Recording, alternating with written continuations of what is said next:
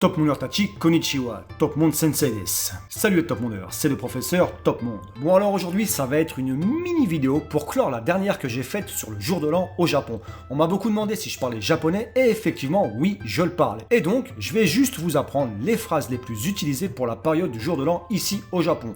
Donc aujourd'hui ça va être un petit peu professeur Top Monde. Sensei, もう挨拶終わりですか？先生のこともっとよく知りたいんですけど。でもなんかいい感じ。あんたタイプでしょ、七子。 Numéro 10.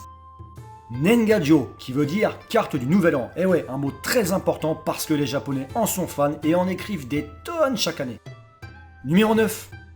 Toshikoshi Soba. Alors Toshikoshi qui veut dire le passage à la nouvelle année et Soba qui veut dire nouilles. Donc en gros, les nouilles du passage à la nouvelle année. Elles sont mangées pour attirer la chance et la fortune pour la nouvelle année.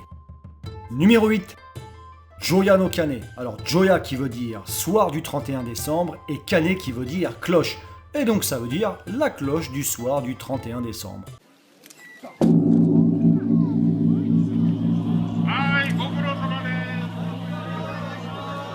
Numéro 7. Alors comme je vous l'avais appris dans la vidéo précédente, Hatsumode, donc qui veut dire visite du temple au nouvel an.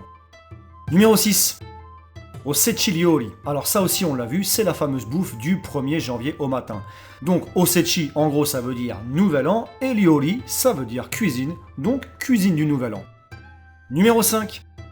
Kadomatsu. Alors kado ça veut dire le seuil et matsu le pain, donc la plante. Et donc en gros, kadomatsu ce sont les décorations du nouvel an que les japonais mettent devant leur entrée pour le jour de l'an en pain et en bambou. Numéro 4. Yoyotoshio, qui veut dire bonne année, mais on utilise cette phrase jusqu'au 31 décembre. Après, on change de phrase. Numéro 3. Et donc ensuite, justement, on dit Akemashite omedetou gozaimasu. Et donc ça veut dire aussi bonne année, mais on le dit à partir du 1er janvier. Akemashite omedetou gozaimasu. Numéro 2. Kotoshimo yoroshiku onegai shimasu, qui veut dire en gros je compte sur toi pour cette nouvelle année. Donc on le dit en général après avoir dit Akemashite omedetou gozaimasu. Numéro 1. Donc pour terminer, le mot le plus utilisé, o shogatsu, qui signifie la période du jour de l'an. Voilà, c'est fini pour ce petit top spécial leçon de japonais du professeur Top Monde Sensei. Comme ça, vous pourrez bien flamber l'année prochaine et vous en servir. Et donc cette semaine, on repart sur les tops normaux. En tout cas, merci de vous abonner et aussi de faire tourner un max autour de vous. Arigato gozaimashita, matana!